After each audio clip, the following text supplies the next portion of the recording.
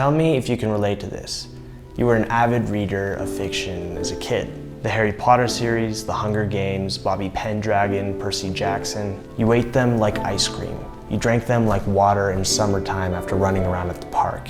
You would spend hours in your bedroom in another world, in another universe.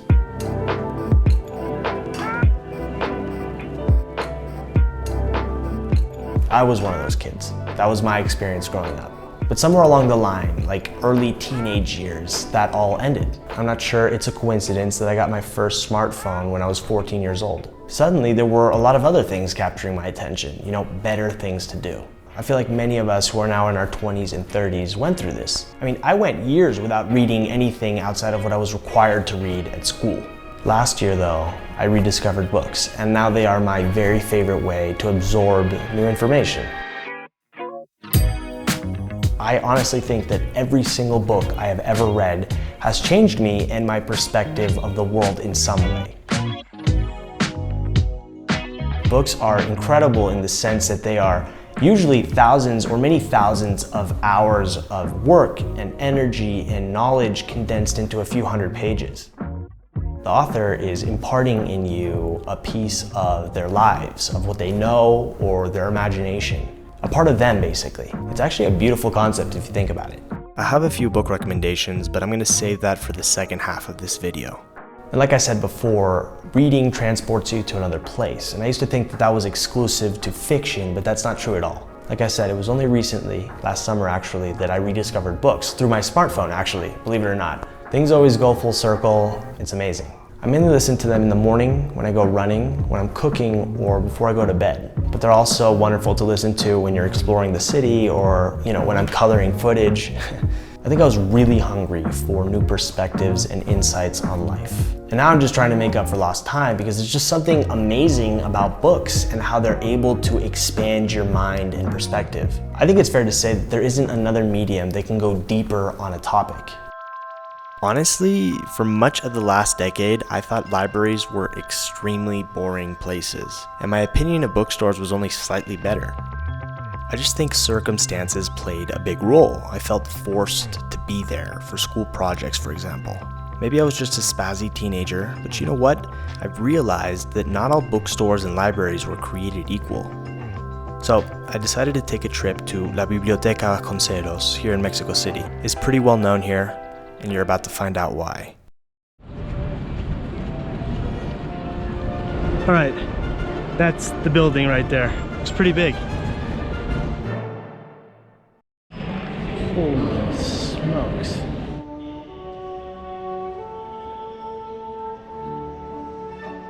Oh my God. This is craziness. Look at this. Look at that. What the? Oh my God. I'm like in shock right now. This is insane. Don't focus on me. All right, I'm just gonna skedaddle out of the frame. See you guys later. God, it continues. Check this out. Look, I came from over there. That's like where I entered. It continues on this side. I must seem like such a typical American right now, just blown away by everything. This is kind of a random anecdote, but I remember the first time I read an entire book in French. I had to look up every other word. It was a major struggle, but I did it, and it was a huge milestone for me. Mainly at this stage in my life, I'm consuming self-help books or work on psychology and spirituality. And it's almost entirely audiobooks. But the point I'm trying to make here is that there's no right way to do it. What matters is that books are in some way a part of your life. Learning new things has helped me with depression. It's helped me with loneliness. It's like it opens new doors when you think there's just no point. It has never failed to give me even just a little bit of purpose in times when I have felt absolutely no sense of direction. Also, you're looking at the work of many thousands of human beings. Doesn't that restore your faith in humanity a little bit? Look at what we're capable of. My pieces are littered with book recommendations, but I want this to be different. I want to spark that same excitement and joy that I feel when I'm consuming a book in you. So I'm going to make this kind of like a visual and auditory experience. I want to share what I felt when I was listening to 4 books in particular. Here we go. Sapiens. This book is a masterpiece. Nothing I've ever read has so greatly shifted my perspective on humanity. Listening to the sweeping prose on the origins and evolution of our race on this earth felt like I left my body and floated above the clouds. From there, I watched thousands of years unfold as our ancestors experienced all of the evolving wonders and horrors of what it meant to be a human. Something about this book just made things click for me. How and why we operate and interact the way that we do. The origins of tribalism, religion, and money, and how these things exist in our world today. I find these insights useful in my day-to-day life actually. They kind of inform many of my decisions and how I interpret what occurs around me. Essentialism. In a very confusing world where my options are now practically infinite and everyone is battling for my time and attention, I needed an operating system with which to live life. Many times while I was growing up, I felt like I was drowning, never able to keep up while everything flew right by. This book feels like the guide on how to handle it all. Greg McKeown defines essentialism as the disciplined pursuit of less but better. When I began listening to this book, I had this strange feeling that someone was describing the path that I'm already on. Like flashing a light down a dark tunnel that you're crawling through, I could immediately see where I was headed. This felt real. It felt like a relief. It felt like clarity on how to act and what to do. One review of this piece summed things up delightfully. Less is more. It's also less. That's the point. I can't think of a single person that wouldn't benefit immensely from this piece and this way of life. The Dip. Seth Godin is such a talented writer that several of his books could have ended up on here. I picked this one because it's incredibly short, and yet it was incredibly impactful for me in my career. Quitting for me has always been an ugly word.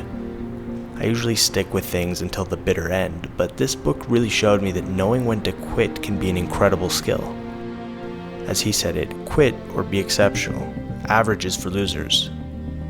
I listened to this while driving through the Oregon countryside at the very beginning of this year, wondering if posting these videos online was going to work out for me.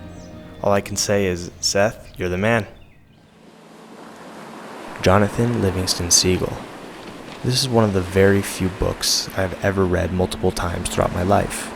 It's very simple, and I think that's why I like it so much. This book is definitely not for everybody, and I do believe that it requires an open mind, but for those that can connect with the story, I feel like it has a lasting impact. It's the story of Jonathan, the seagull that is unsatisfied with just learning how to fly. This is a bird with an intense desire to learn and to push limits and boundaries. This book is about his journey, the stages he goes through, the obstacles that he faces. I almost don't want to say anything else about it. Maybe because I don't want to give the wrong idea or to elevate expectations. You could almost call this a children's book. You can easily read it in one sitting, but trust me when I say that it will live in your mind for far longer than that. Just a final note about it. I highly recommend actually reading this one rather than listening to it, and to get the older version, which I have linked to down below. Both the newer version and the audio version really kill some of the magic by adding things that aren't needed. The original was perfect as it was, in my opinion.